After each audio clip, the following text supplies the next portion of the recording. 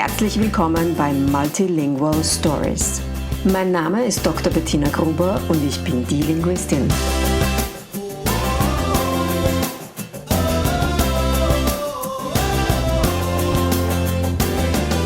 Ich unterstütze voller Begeisterung mehrsprachige Familien mit Herz und Verstand auf ihrem individuellen Weg, damit ihre Kinder alle Familiensprachen erfolgreich und mit Leichtigkeit lernen können. In meinem Podcast bekommst du sehr persönliche Geschichten von Mehrsprachigkeit aus der ganzen Welt zu hören. Lehn dich zurück und lass dich inspirieren. Wie schön, dass du heute wieder dabei bist. Heute gibt es wieder eine englische Folge. Mein Gast heute ist Dr. Thomas McFadden, ein Linguist, der heute seine Geschichte und seine Erfahrung mit den verschiedenen Sprachen erzählt. Er ist auch der Ehemann von Sandhya aus der Folge der letzten Woche. Viel Spaß mit der heutigen Folge und wenn es dir gefallen hat, dann hinterlass mir super gerne eine Bewertung oder einen Kommentar in der Podcast-App deiner Wahl. Hi everyone and welcome to Multilingual Stories. Today we're going to have another English episode. Today we're going to have the episode that's following last week's with Sandhya. Today her husband Thomas McFadden is here. He's also a linguist. Hi Tom, I'm super happy to have you here. Please introduce yourself. Hi Bettina, I'm really excited to be here. So thanks for having me. I'm an avid podcast listener, and I've recently started listening to your podcast, and I really enjoy it. So thank you. Very excited to be here. So my name is Tom. I am from the US, and I lived there for the first 20 some years of my life, but I've been in Europe in various places now for the past 17 years. Wow.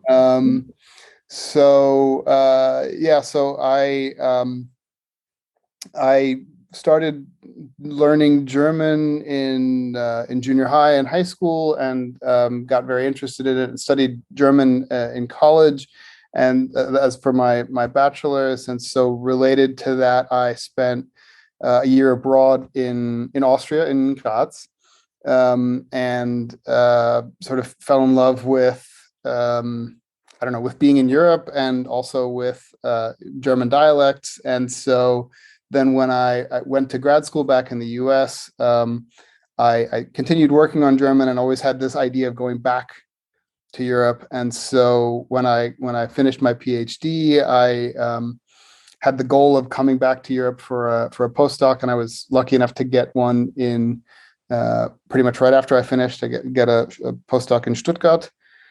And so then I lived in Stuttgart for 5 years.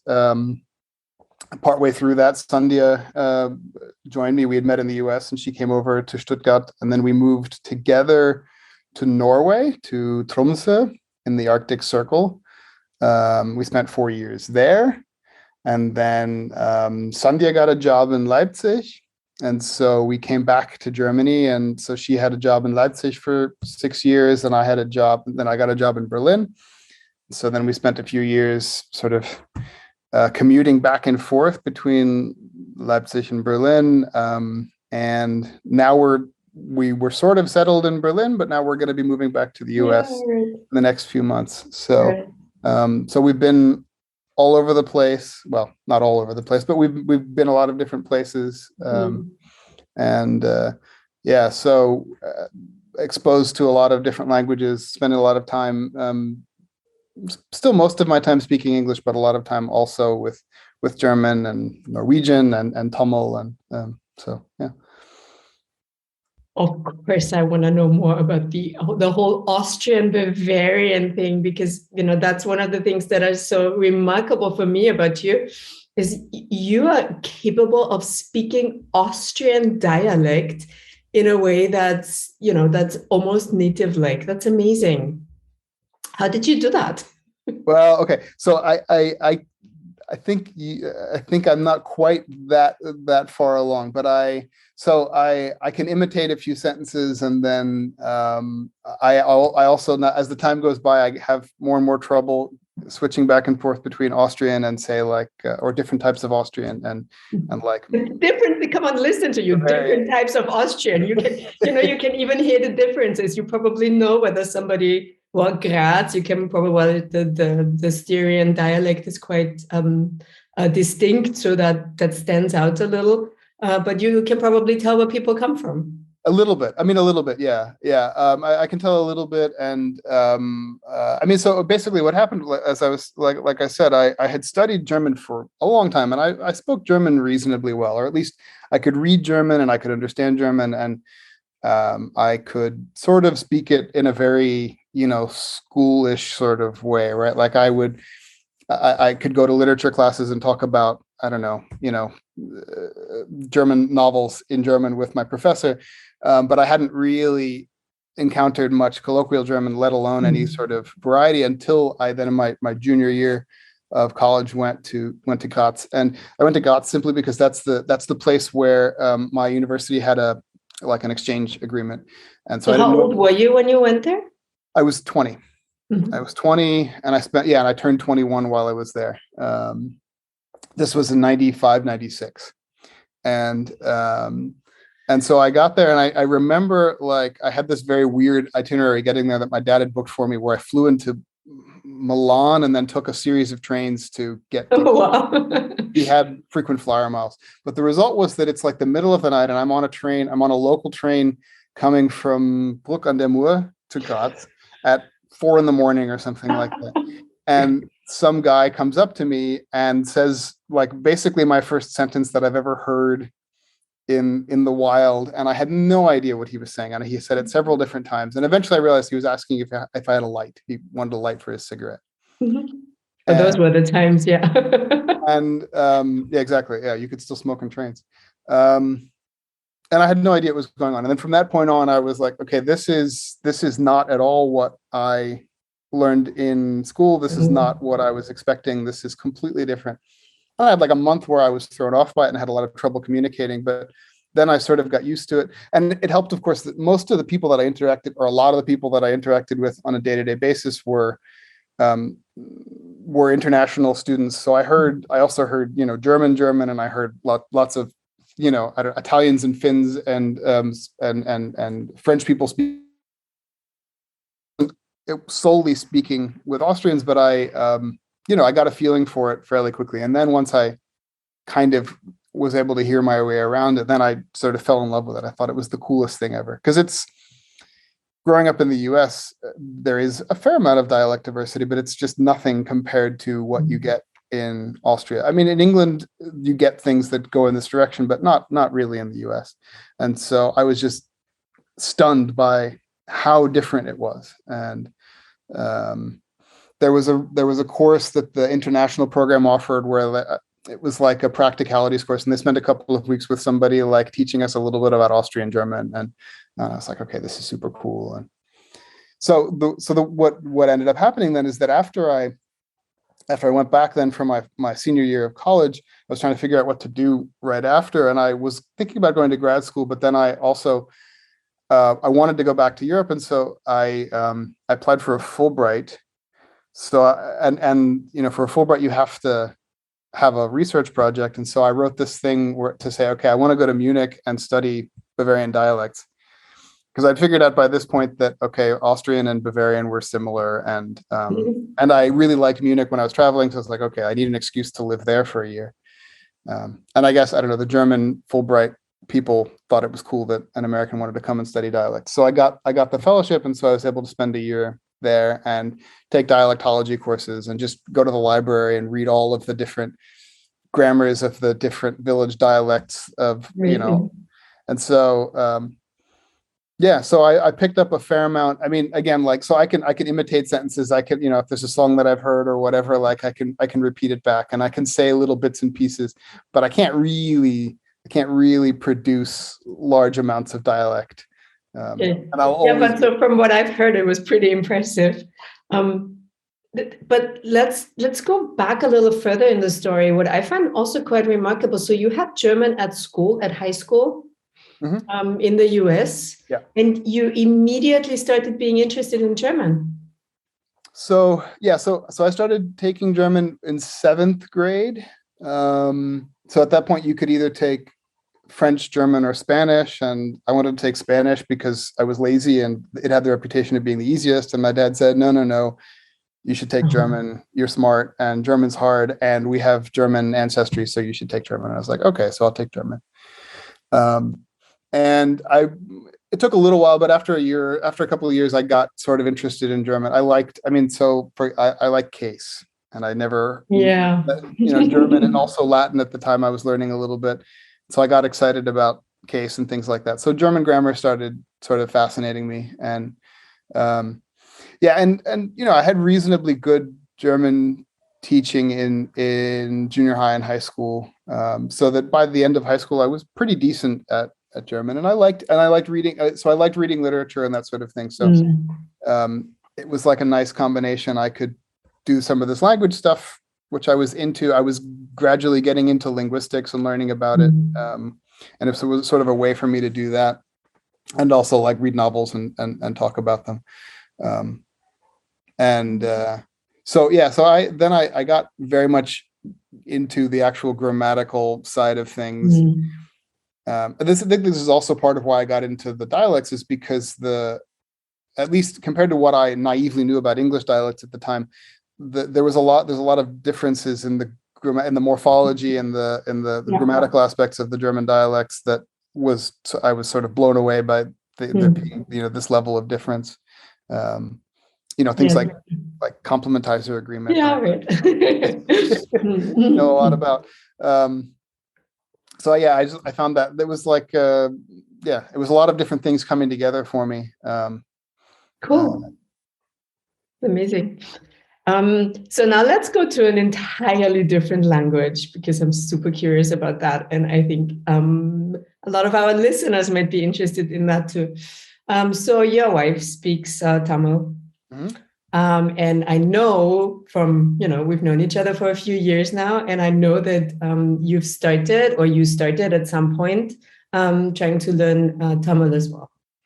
Do you want to take us on this journey a little bit, like share some of your experiences? Yeah, I mean, so I've been learning Tamil for, I don't know, a long time now. And it's sort of strange because it's a really amazing, really interesting language. It's very, very different from either English or German or the other languages that I was familiar with,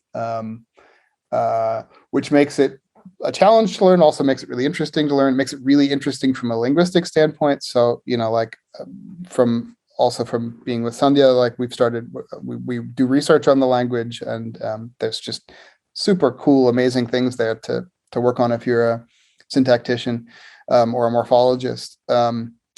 But it's been hard to learn partly because you can't rely on. I mean, it's a Dravidian language, so it's not related to English or German or any of the other European languages in any, at least not in any provable way. If it's related, it's so far back that it doesn't matter. So there's basically no shared vocabulary. There's no words that you recognize and can say, okay, I know this looks a little bit, if you're learning German, there's a lot of words that look familiar, so they're not too hard to learn. And there's none of that. And again, the grammar is very, very different. So that makes it hard. And the other thing that makes it hard is that there's not much in the way of materials that are really good for learning the language as a second language. And it's not like this is a small language. It's spoken by 75 or 80 million people, right? It's a huge, huge language. It's just not it's not a language that has this international presence that makes it beneficial for, I don't know, people to learn for business or something like that. So there are grammars out there. There are books for learning it, but most of them are just not very good.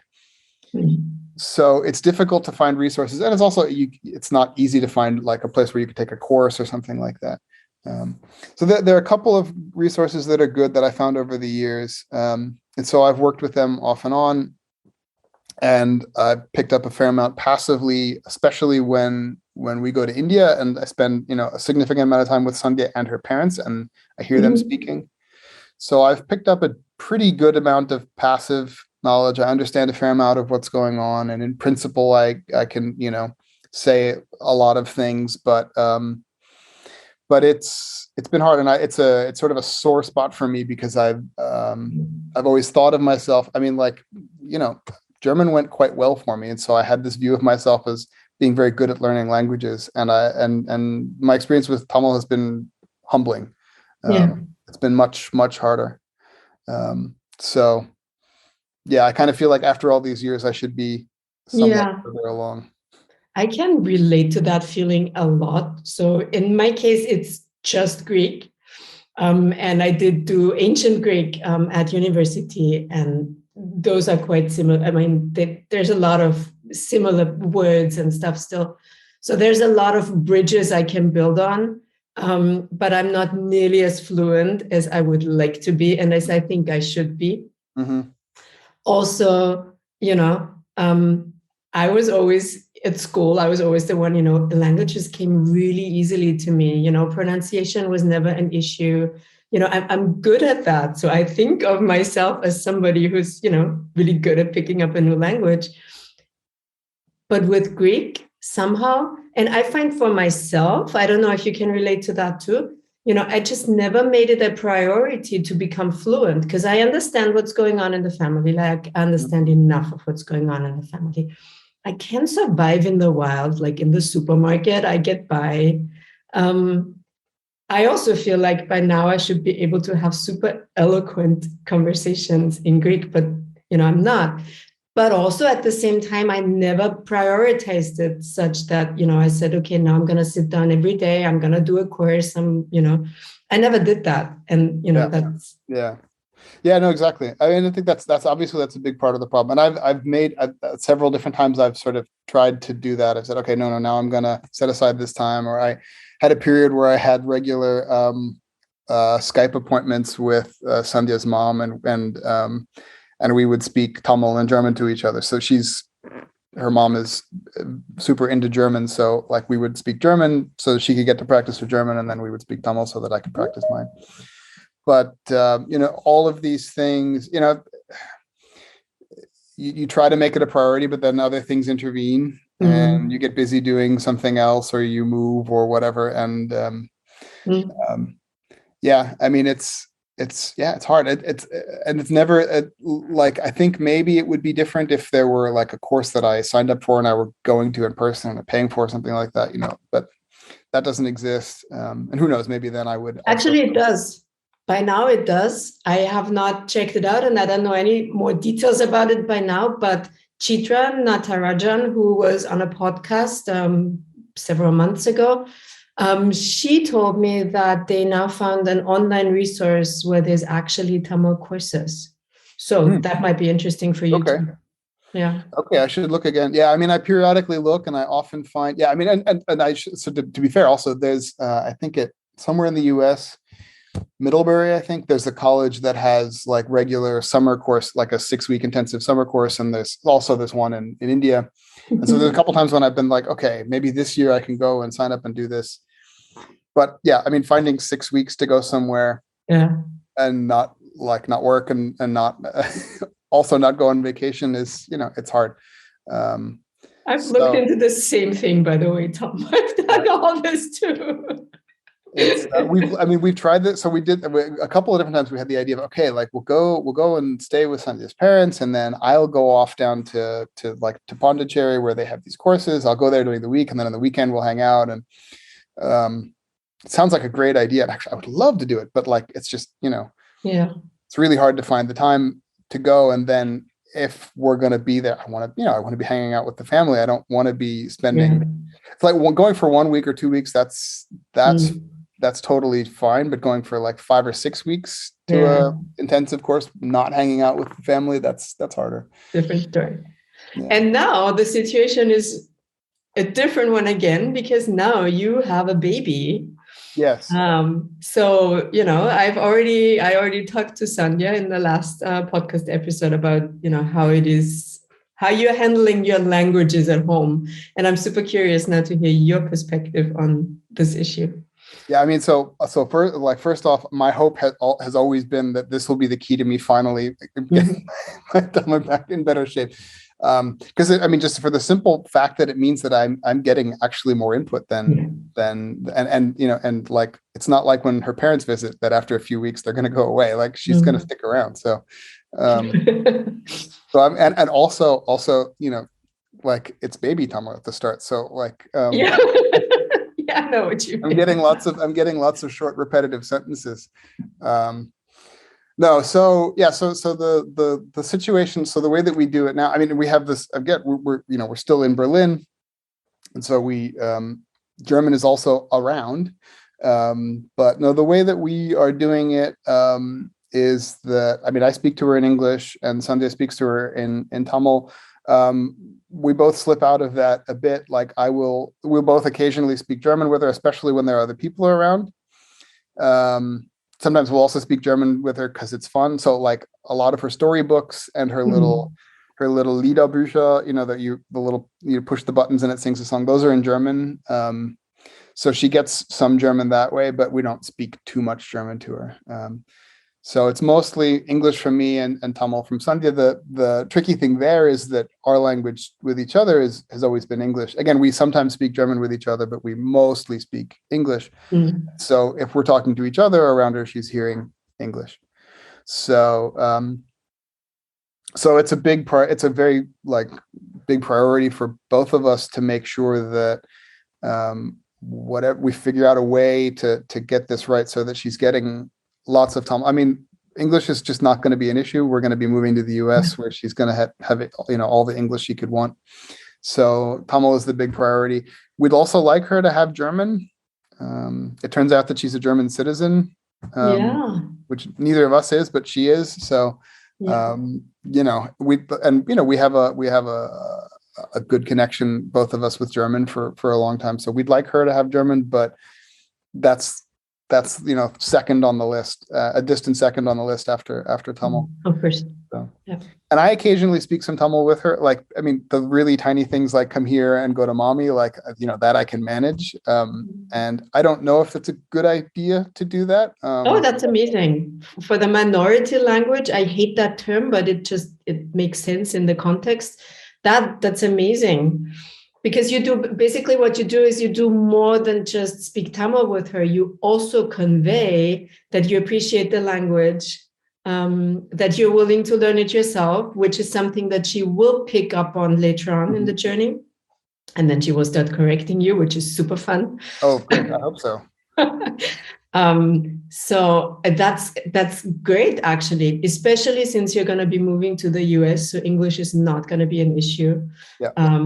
It's amazing that she can hear you speak Tamil as well. Okay, that's good. Okay, that's also, I mean, that's good for me to practice as well, right? Yeah, absolutely. But if it's not bad for her, then I'm very happy. Is it bad if is it bad for us to speak a bit of German with her, or is that a good thing? In which sense bad? Bad for her learning Tamil. Like that's the... Yes, because it will be something that she will not be hearing in Tamil. Every German sentence you say to her, or every English sentence that Sandhya says to her, is a sentence that she is not hearing in Tamil. Right. And Tamil will be the thing that you will have to focus on. Right. Yeah. And it's not always going to be easy. Yeah. That's for sure. Yeah. Yeah. Okay.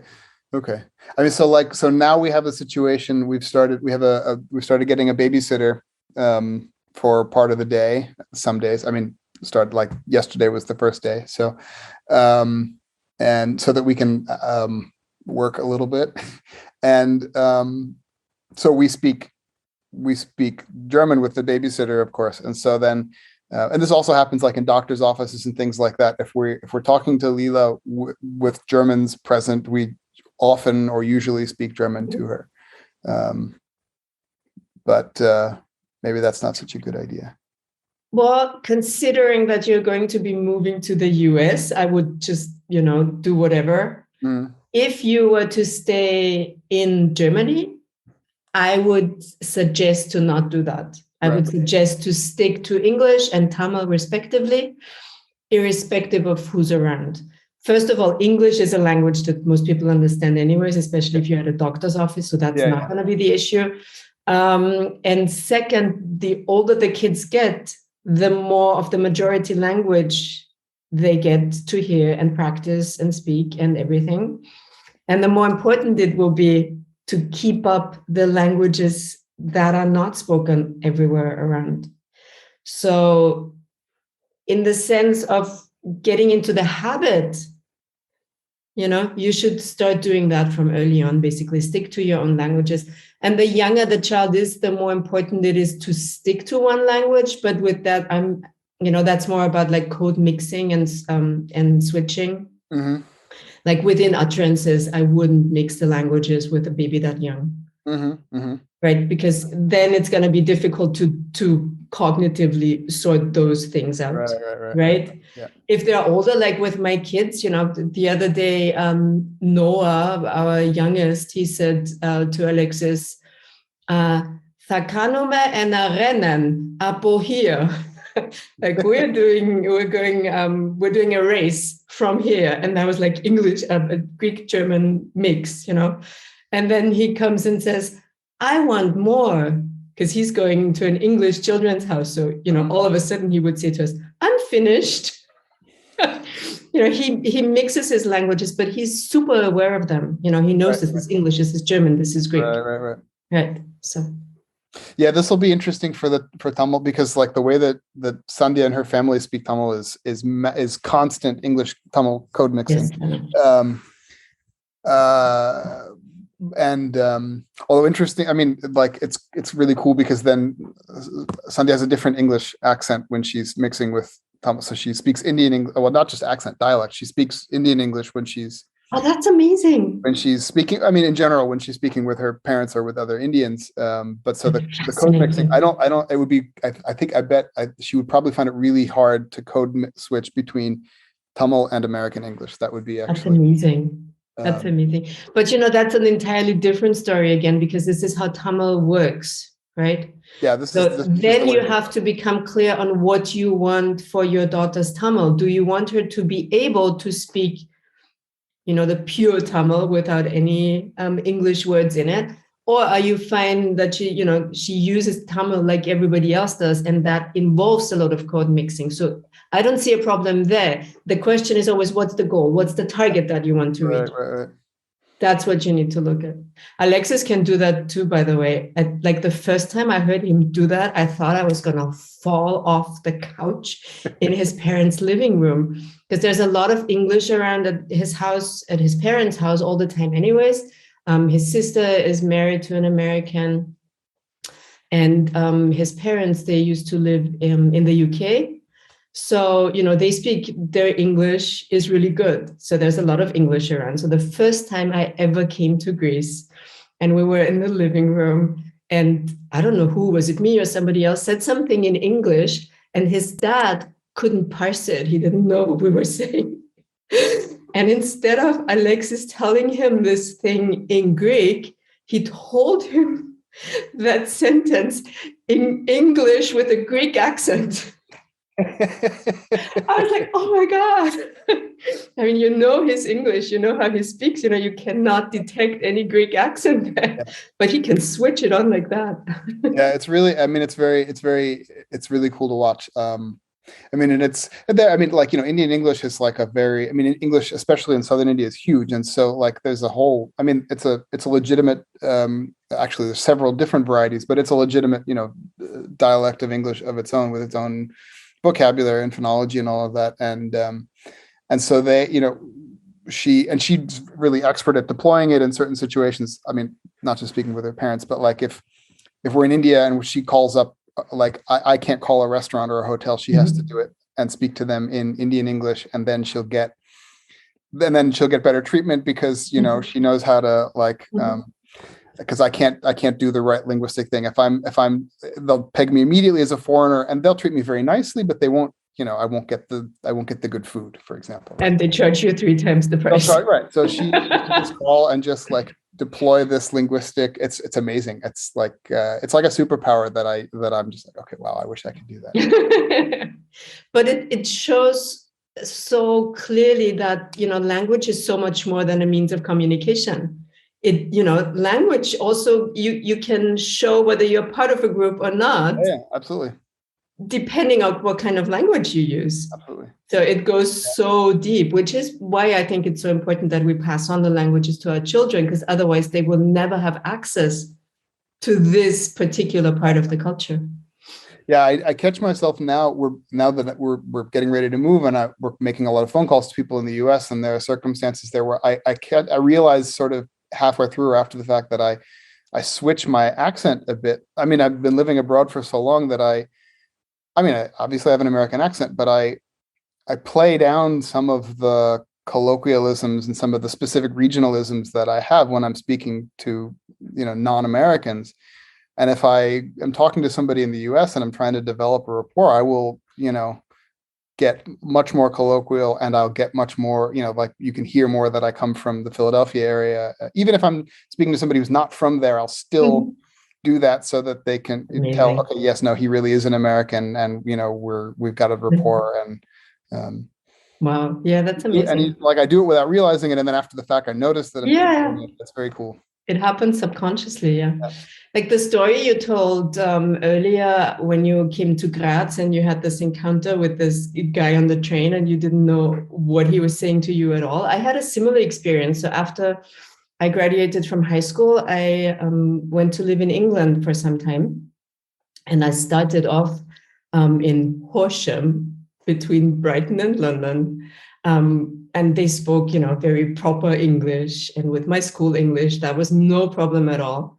But then I moved, during my time there, I moved to Southend-on-Sea, which is in Essex. And they have a very, very strong accent. And the funny thing was, I came there, and the first night out in the pub, I had no clue what people were saying. And after, I don't know how long was I there for, 2 months, I came back to Austria. I met other British people, and they knew that I was in Essex. Like I picked up that accent so strongly that I was speaking that accent. I was using it actually. And now for me, the hardest is when I don't talk to English people a lot anymore, but when I do, that completely does my brain in, because that is the first real accent that I picked up in English. So when that comes back to me, I naturally want to, shove it out again. But then there's all this international whatever thing that came in afterwards. And that's like, oh my God, and then I start to stutter and I don't even want to speak anymore. And I want to get it right, because I know I could do that accent so well, but that's gone. Yeah, no, this has always been like an issue for me. How to speak German. I mean, the German that I normally speak has always been fairly standard-ish. But as I moved around different places, it picked up colorings from here and there. And so, especially for the longest time, I was always in southern parts of Germany/Austria, and so people could pick up on that. But I've always been interested in the dialects around where I was, various types of Austrian, and then various types of Bavarian, and then Swabian, and then Saxon. And I always would want to be able to speak in the accent, but I never felt that I was allowed to. I've always felt a bit presumptuous to put on an accent, even though it's not sort of standard vanilla German isn't my accent either. It's all something that I put on. But there's something, I always felt like a bit of an imposter if I would actually start, running around speaking Bavarian to somebody. But could you help it? When I was in Essex, that I couldn't help the way I spoke. It was the same actually when I moved to Vienna, by the way. So you must know that in Austria, I always compare it a little bit to France. Like there's the Parisian French, and then there's the rest. And then there's the Viennese Austrian, and then there's the rest, although the rest is super colorful, but that's the way it is. Yeah. But I came here and I happened to hang out mostly with actual Viennese people, although they're not, there's a lot of people from all over Austria coming here. And I immediately picked up the Viennese Austrian. And I couldn't help it. It was not a conscious decision that I made. It just happened. Like the Essex English just happened to me. Yeah. So I mean, in Austria, like, so it's weird because I started off in Graz. Like, Viennese has always been a mystery. I've spent relatively little time in Vienna, and Viennese is completely bonkers. It's very weird. I mean, it's very different from the rest. Like, I mean, at least to a first approximation, the rest of Austria, except for like Vorarlberg, is much closer to, as far as I can tell, much closer to like what you get on the other side of the border in Bavaria. And Viennese is just this weird. Well, there's two types, right? There's the standard Austrian Viennese, right, which is very close to, very close as, to a standard German, which is what I speak, right.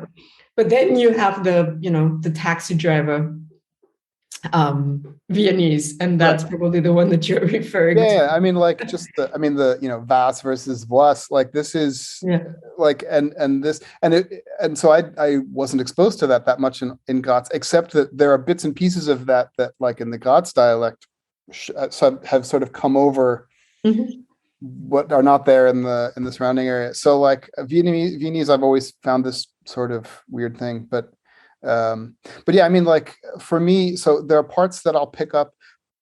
I guess part of it is also like the way that I've lived. I almost never spend time with people who are going to speak actual base dialect with me. They're going to, like, unless I really, really ask them to. So they're going to speak slightly accented. So when I go, so this is why, like, it's not like I pick up, like I said, like a bit of an accent, but never the dialect. So just like, I would, after spending a while in Munich, I would say something like, I might say like, heist rather than heist, but I would never say Horst, right? Like, sure. Right. So I'll have an A rather than an I, but not right. I'll have like a right. So, I would never, like, I might occasionally say des or but I probably wouldn't say net or e or anything like that, right? I wouldn't. There's a certain I'm not going to have complementizer agreement. I'm not gonna have, oh, come on. I wouldn't say es instead of ihr, right? Like, these are things that right? These are things that I mean, and frankly, a lot of these are things that I have almost never actually heard in the wild. They're things that I read in books, right? Like, people don't run around saying.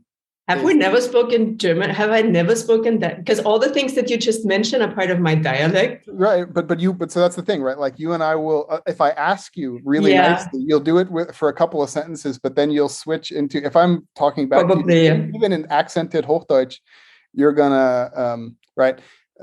So that's the thing, right? So like, I pick up these little colorings, and, and then after spending 5 years in Stuttgart, my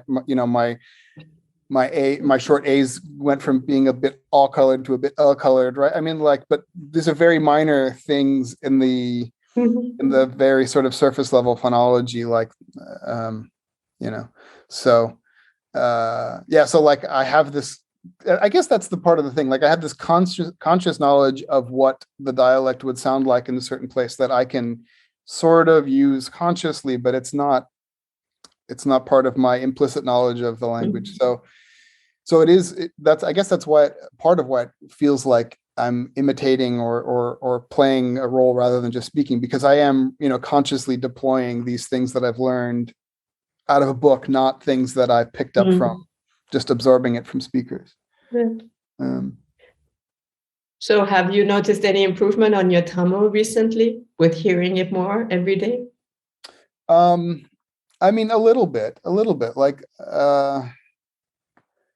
it's hard to say, like, so whenever Sandhya's parents come to visit or we go to visit them, like, after a couple of weeks, I very quickly get an improvement, and then that, after they leave, then that goes away, right? So I'm still in the stage where, like, I'm having the somewhat improved level, but it's not anything new yet. So I don't know yet whether to take it seriously.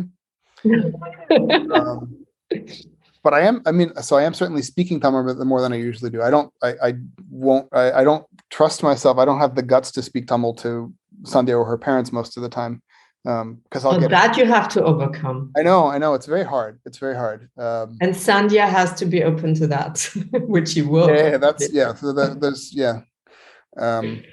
She has very high standards. So she also is like, hey, you learn German really well, so you should be able to get these vowels right. You should be able to get long vowels and unstressed. I'll have a word with her. You see, when I start speaking Greek at home, which I do more and more actually, I have by now 4 people correcting me.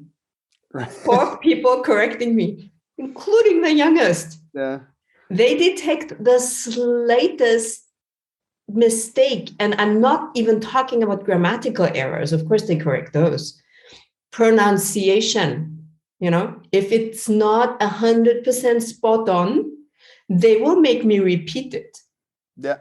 Once, twice, exactly. 3 times. Yeah, this is the thing, and it's hard. I mean, it's hard. Like even again, like I intellectually know, okay, this is supposed to have a retroflex, and this is supposed to have a dental, or this is supposed to be a long vowel, but like there are things that my English and German phonology just can't quite.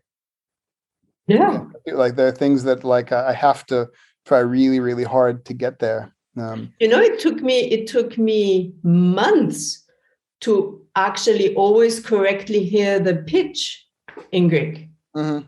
Like for months I would like say it again. No, I'm not getting it. And like, no, I said it right. No, you didn't. No, but you didn't. By now I hear it immediately, but I couldn't for a long time. I needed to get used to it. So, and what I find is, and I'm sure you have the exact same situation. Like I just want to speak and I want to say something and get my sentence out, but then I get a linguistics lecture in between. Yeah. I'm like, exactly. I am not interested in that right now. I just want to get the sentence out. Yeah. No, exactly. Like, I mean, of course, like by now I make the same mistakes over and over again. So it's always like, no, you've got the wrong, you've got the wrong consonant series, or no, you've got the wrong, you're not making sufficient, just like unstressed vowels that have all kinds of like very small distinctions that I can barely hear. And I'm not getting them right. Like, okay. But are those actual minimal pairs? Does it actually? Yeah. Oh, they are. Okay. Yeah. Then that's a pain. Yeah. So what can you do? All right. I just have to keep practicing. Yeah. Exactly. We're going to make a pact. We're going to practice to both improve our Tamil and Greek skills. Right. Tom, it was amazing having you here and hearing all those stories from you. Is there anything that I did not ask you that I should have asked you? Is there any story that you want to share? Anything that you thought about before that we didn't get to? I don't think so. I think we covered a remarkable amount of ground. Yeah, I think that's everything. Great, amazing. Thank you so much for your time and for your story. Thank you. This has been super fun. Yes, absolutely. I love talking to you. Thanks. Yeah.